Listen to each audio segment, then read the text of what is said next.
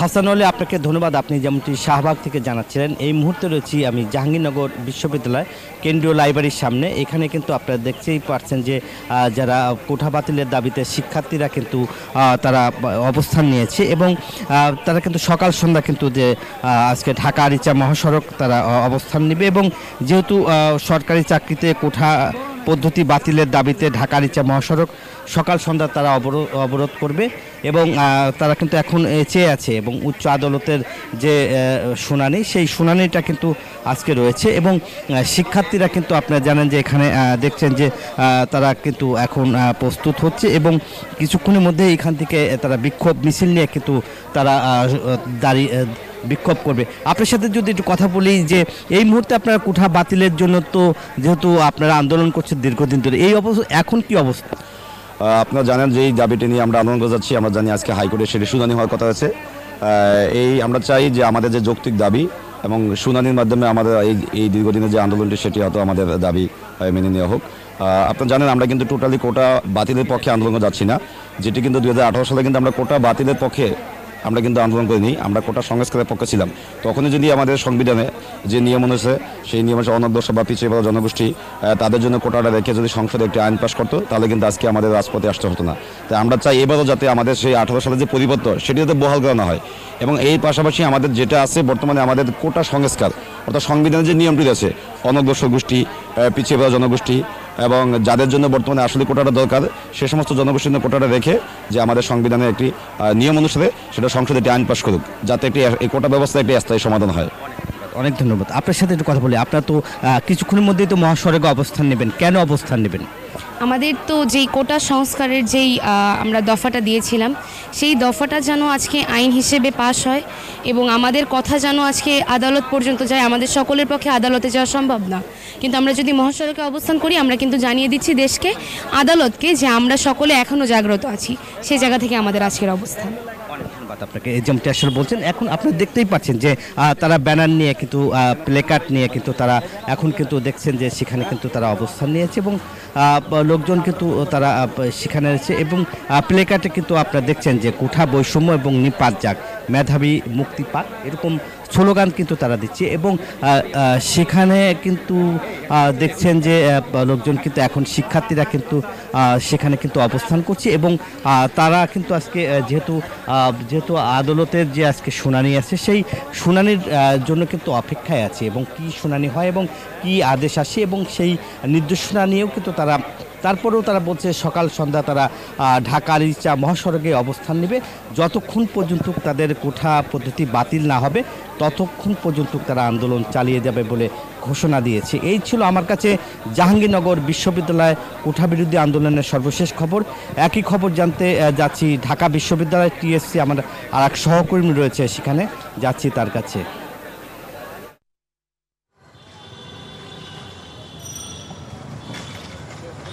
নাজমুল, ধন্যবাদ আপনাকে। যেমনটি বলছিলেন যে আসলে এর আগে কিন্তু তারা স্পষ্ট করেছে তাদের যেই আন্দোলনটি চলছে সেটি আসলে কোটা সংস্কারের। তারা 5% যৌক্তিক কোটা, অর্থাৎ পিছিয়ে পড়া জনগোষ্ঠী যারা রয়েছে, এছাড়াও সামগ্রিকভাবে যতগুলো কোটা দেয়া হয় সবগুলো মিলিয়ে 5% কোটা কিন্তু শিক্ষার্থীদের পক্ষ থেকে প্রণয়ন করতে বলা হয়েছে। বাকি যেই 50% কোটা রয়েছে সেগুলো হলো বাতিল করে। তো তারা হলো এই যৌক্তিক দাবিতে কিন্তু আন্দোলন করছে এবং গতকালকে যেমনটি সংবাদ সম্মেলনে তারা হলো স্পষ্ট করে জানিয়েছিল যে তাদের আসলে কোটা বাতিলের কোনো ইচ্ছে নেই, তারা হলো কোটাটি সংস্কার চায় এবং আদালতের যেই রায়টি ছিল সেই রায়ের সাথে কিন্তু তাদের কোনো এই আন্দোলনের সম্পৃক্ততা নেই।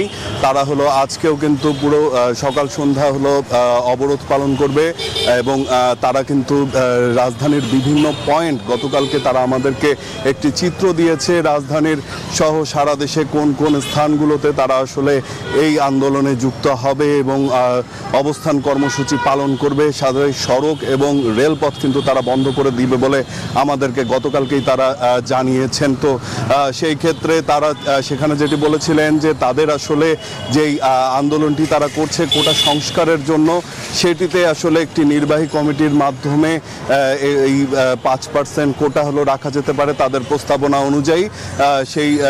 সেটি রেখে কিন্তু সংসদের মাধ্যমে আইন আকারে হলো এটা পাশ করতে হবে। আদালত যেই রায়টি দিচ্ছে যে প্রথম এবং দ্বিতীয় শ্রেণীতে কোটা বাতিলের বিষয় নিয়ে, সেটিতে আসলে তাদের কোনো আগ্রহ নেই বলেছেন, এবং তাদের যেই দাবি সেটি হচ্ছে প্রথম শ্রেণী থেকে চতুর্থ শ্রেণী পর্যন্ত প্রত্যেকটি শ্রেণীতেই কিন্তু সরকারি চাকরির ক্ষেত্রে তারা কোটা বাতিলের কথা জানিয়েছেন। তো আজকে সকাল 10টা থেকে কিন্তু আন্দোলন শুরু হওয়ার কথা। ঢাকা বিশ্ববিদ্যালয়ের শিক্ষার্থীরা কিন্তু এরই মধ্যে জড়ো হতে শুরু করেছেন। কিছুক্ষণের মধ্যেই তাদের যেই আন্দোলনটি তারা ডাক দিয়েছেন বাংলা ব্লকেটের, সেই ব্লকেট কর্মসূচি তারা পালন করবে। শাহবাগ এবং নীলক্ষেত, ঢাকা বিশ্ববিদ্যালয়, গুলিস্তান সহ রাজধানীর বিভিন্ন পয়েন্ট কিন্তু তারা অবস্থান নিবে। এছাড়াও কিন্তু তারা আমাদেরকে গতকালকে যেটি জানিয়েছিল যে তারা আগারগাতেও কিন্তু অবস্থান নেবেন। তো সামগ্রিকভাবে যদি বলি তাদের এই আন্দোলন আজকেও হলো চলবে, এবং আজকের যেটি বলি যে এই আন্দোলনের ঘোষণার পরে রাস্তায় কিন্তু একটি প্রভাব পড়েছে, অর্থাৎ অফিস স্কুলগামী যে সমস্ত শিক্ষার্থী এবং কর্মজীবী মানুষ রয়েছেন তারা কিন্তু এই ভোগান্তিটি এড়ানোর জন্য সকাল সকালে নিজ নিজ গন্তব্যের জন্য রওনা দিয়েছেন, এবং তারা কিন্তু নিজ নিজ গন্তব্যে গিয়ে পৌঁছেছেন। তো আন্দোলন শুরু হলে আমরা সবশেষ তথ্য আপনার মাধ্যমে জানিয়ে দিব। তো এই ছিল এখন পর্যন্ত আমার কাছে এখানকার সবশেষ খবর। জি, আপনাকে ধন্যবাদ। আসলে প্রথমেই বলি যে আপিল শুনানির কথা ঠিক নয়। আসলে মূলত ঢাকা বিশ্ববিদ্যালয়ের দুজন শিক্ষার্থী এই যে মামলাটি চলমান রয়েছে, অর্থাৎ আপিলের যে আবেদনটি সেটি আগামীকাল শুনানির কথা ছিল। তবে আজকে এত গুরুত্ব সহকারে আজকে কেন শুনানির বিষয় সেটি একটু বলে রাখি যে ঢাকা বিশ্ববিদ্যালয়ের দুইজন শিক্ষার্থী, বিশেষ করে সাংবাদিক সমিতির সভাপতি সহ, তারা এই মামলায় পক্ষভুক্তির আবেদন করেছিলেন। সেই বিষয়ে শুনানির কথা আজকে ছিল। তো কিছুক্ষণ আগে আপিল বিভাগের যে কজ লিস্ট রয়েছে সেই কজ লিস্টের 4 নম্বর আইটেম ছিল, সেই লিস্ট আসার পর প্রধান বিচারপতি ওবায়দুল হাসান শাহীন তিনি বলেন যে এই মামলাটি তিনি 11টার সময় পূর্ণাঙ্গভাবে শুনে রায় দেবেন। অর্থাৎ তিনিও বেশ গুরুত্ব সহকারে এই বিষয়টি নিয়েছেন, কারণ যদিও যারা রিট করেছিলেন, অর্থাৎ হাইকোর্টের যাদের শুনানি নিয়ে যে মামলা রিটের শুনানি নিয়ে যে হাইকোর্ট রায়টি দিয়েছিলেন, সেই রিটকারী আইনজীবী আজকে আবারও সময় চেয়েছিলেন। তিনি বলেছিলেন যে তিনি দেশের বাইরে ছিলেন এবং তিনি আজকে এসেছেন, এবং তিনি আরও 2 দিন সময় চেয়েছিলেন, কিন্তু আসলে প্রধান বিচারপতি বলেছেন না, তিনি আর সময় দিতে পারবেন না, আজকেই বিষয়টি শুনানি নিয়ে সকালে 11টায় রায় দেবেন। বলে রাখি যে সারা দেশেই আপনি জানেন যে বেশ কয়েকদিন ধরেই এই কোটা বিরোধী যে আন্দোলন, সেই আন্দোলনকারীরা বেশ জোরে সোরে আন্দোলন চালিয়ে যাচ্ছে, এবং এখন সে আন্দোলনের তীব্রতা এমন যে সারা দেশেই রাজপথ বন্ধ করে দিয়ে তারা বাংলা ব্লকেট নামে কর্মসূচি ঘোষণা করেছে। তো সেই কর্মসূচি যখন জোরদার, তখন যে হাইকোর্টের যে রায়, সে রায়ের কপি পাওয়ার আগেই আজকে শুনানি অনুষ্ঠিত হচ্ছে। তো এই ছিল আমার কাছে সবশেষ পরিস্থিতি আপিল শুনানির। আমাদের আরেক সহকর্মী রয়েছেন রাজশাহীতে, সেখানকার আন্দোলনরত শিক্ষার্থীদের সামগ্রিক চিত্র তিনি আমাদের সামনে তুলে ধরবেন। চলে যাচ্ছে রাজশাহীতে মর্তুজা।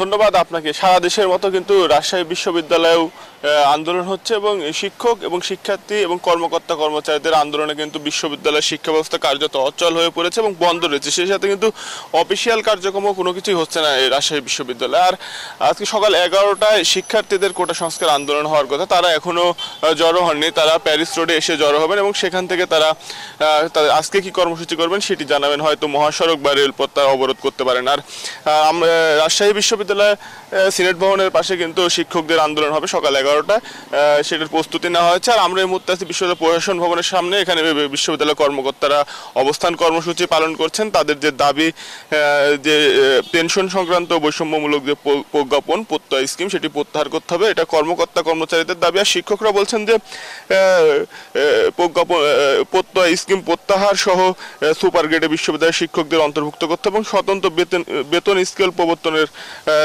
দাবি পূরণ করতে হবে। দাবি আদায় না হওয়া পর্যন্ত তারা আন্দোলন চালিয়ে যাবেন। এবং আমরা শিক্ষক সমিতির সাধারণ সম্পাদকের সাথে কথা বলেছি, তিনি বলেছেন যে তাদের যে দাবি সেটি হয়তো প্রধানমন্ত্রীর সাথে কথা বললেই হয়তো তারা তাদের দাবির পক্ষে যৌক্তিক বিষয়গুলো উপস্থাপন করলে হয়তো সরকার তাদের দাবি মেনে নেবে। এই ছিল রাজশাহী থেকে সর্বশেষ। ফিরে যাচ্ছি স্টুডিওতে। নাফিসা।